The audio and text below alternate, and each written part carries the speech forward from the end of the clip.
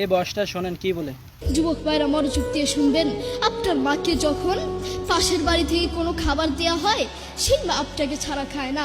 সেই মা বলে, এই খাবারটুকু যদি আমি খেয়ে ফেলি, এই খাবারটুকু যদি আমার পেটে চলে যায়, আমার আদরের সন্তানটা কি খাবে, আমার কলিজার টুকরো সন্তানটা কি খাবে? আপনার মা সারাদিন আপনাকে নিয়ে ভাবে। দুঃখের সাথে বলতে হয়, সেই মাকেই আপনি আপন মনে করেন না, সেই বাবাকেই আপনি আপন মনে করেন না, আপনি আপনার বন্ধুকে আপন মনে করেন, আপনি আপনার প্রতিবেশীকে আপন মনে করেন, আপনি আপনার শ্বশুর শাশুড়িকে আপন মনে করেন।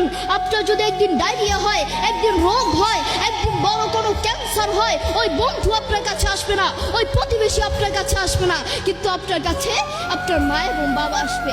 করোনা হওয়ার পরে প্রমাণ করে দিয়েছে কে আপন আর কে পর। করোনা হওয়ার পরে বন্ধু বন্ধুর কাছে যায় নাই, করোনা হওয়ার পরে স্বামী স্ত্রীর কাছে যায় নাই, করোনা হওয়ার পরে একজন প্রতিবেশী আরেকজন প্রতিবেশীর কাছে যায় নাই। কিন্তু এখন ইতিহাস আছে, করোনা হওয়ার পরে বাবা তার ছেলেকে কাঁধে নিয়ে হাসপাতালে গিয়েছে। করোনা